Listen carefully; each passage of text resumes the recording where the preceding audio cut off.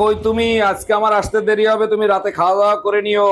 শোনো, আমি অনেক চিন্তা ভাবনা করে দেখলাম তোমার সাথে আর আমার থাকা হবে না, আমারে তালাক দিয়ে দাও। দেখো, তোমার চিন্তা ভাবনাকে আমি সম্মান করি, কিন্তু সরি জান, শীতের ভিতর তালাক দিতে পারবো না। ঠিক আছে দিও না, কিন্তু শীতে যা পাওয়ার আশায় তুমি তালাক দিচ্ছ না, সেটাও আমি দিব না।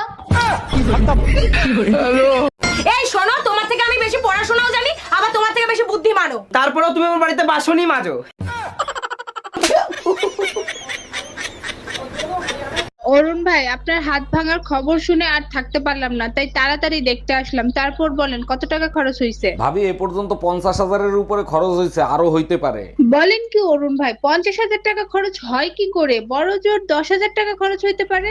ওষুধপত্র দিয়ে 10,000-ই খরচ হয়েছে, বাকি 40,000 আপনারা যারা আমারে দেখতে আসছেন তাদের চা নাস্তার পিছনে খরচ হয়েছে। सुनो, हाँ तुम मेरी इज्जत किया करो। 2 रोटी कमाने में बहुत मेहनत लगती है। पर मैं तो चावल खाती हूँ। কই গো, বলছি তুমি চা খাবা?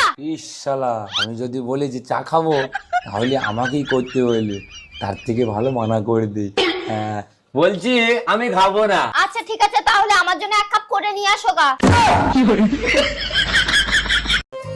सुनो, हाँ तुम मेरी इज्जत किया करो। 2 रोटी कमाने में बहुत मेहनत लगती है। पर मैं तो चावल खाती हूँ।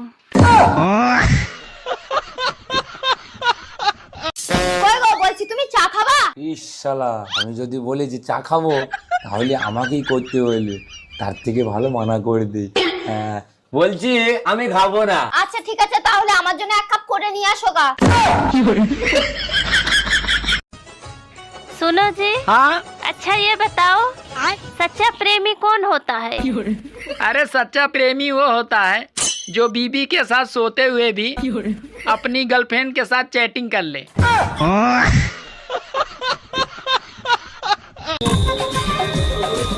এই আমাকে কেমন লাগছে?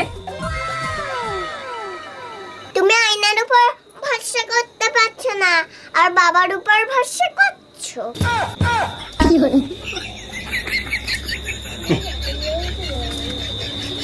তুমি কিন্তু আমার দ্বিতীয় প্রেমী। আরে কোনো ব্যাপার না, ঠিক আছে। আমি কিন্তু দেখতে অতটা সুন্দরও না। তাতে কি হয়েছে, ভালোবাসি তো। আর আমি না বিবাহিত। হ্যাঁ, ঠিক আছে, কোনো ব্যাপার না। আর আমার একটা মেয়েও আছে। আরে বললাম তো, কোনো ব্যাপার না, অসুবিধা নাই। ও, বলছি কি তোমার বউ বাচ্চা নেই? আরে না না, আমার বউ বাচ্চা থাকবে কেন, আমার কোনো বউ বাচ্চা নাই। ও তাই? তা আমি যদি বলি এটা তোমার বউয়ের নতুন নাম্বার? মানে এই তুমি এই নাম্বার কবে নিছো? বাড়ি আয় তুই আজকে, তারপর তো দেখাচ্ছি মজা। এই যে আপু, জি ভাইয়া বলেন। আপনাকে না নায়িকাদের মতো লাগতেছে। ও থ্যাংক ইউ। আচ্ছা, আপনার বিয়ে হয়েছে? জি 3 মাস হলো বিয়ে হয়েছে। আপনার হাজবেন্ড কি করে? আমার হাজবেন্ড এখন আফসোস করে। এই রোজ রোজ ঝগড়া করা কি তুমি বন্ধ করবা? তোমার ঝগড়া করার কারণে আমার প্রেশার হাই হয়ে যায়, এটা কি তুমি বোঝো? সবসময় শুধু তুমি নিজের চিন্তাই করো, কখনো আমার চিন্তা করো তুমি? তোমারে ভালো রাখার জন্য আমি কি করি না, তুমি যা বলো তাই তো করি। আমিও তো নিজেকে ভালো রাখার জন্য তোমার সাথে ঝগড়া করি। তোমার সাথে ঝগড়া না করলে আমার প্রেশার লো হয়ে যায়। অরুণ ভাই, আজকে না আপনার গার্লফ্রেন্ডের সাথে দেখা করার কথা, মন খারাপ করে বসে আছেন কেন? ভাবি, জীবনের চরম শিক্ষা পাইছি, জীবনে কোনোদিন ফেসবুকে কারো চেহারা না দেখে প্রেম করব না। কেন অরুণ ভাই, কি হয়েছে? চেহারা কি খুব খারাপ ছিল নাকি ছেলে ছিল? চেহারাও খারাপ ছিল না, ছেলেও ছিল না, ঘরের বউ ছিল।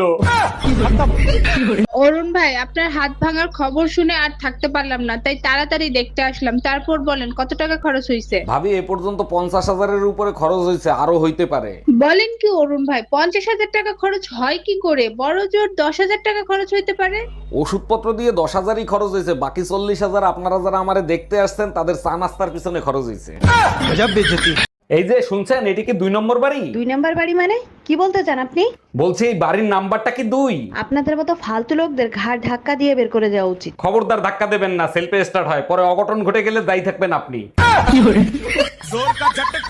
ডাক্তার, পাশের বাড়ির ভাই আমাকে কিস করছে, তাতে কি আমি প্রেগন্যান্ট হব? বোকা দেখছে, আপনার মতো বোকা কোনোদিন দেখি নাই। কিস করলে কেউ কোনোদিন প্রেগনেন্ট হয়? বোকা আমি না আপনি। ছেলেরা কখনো কিস করে ঠান্ডা হয় না, তাদেরকে ঠান্ডা করতে হয়। ও আচ্ছা, বুঝতে পারছি। তা কবে ঘটছে এই ঘটনা?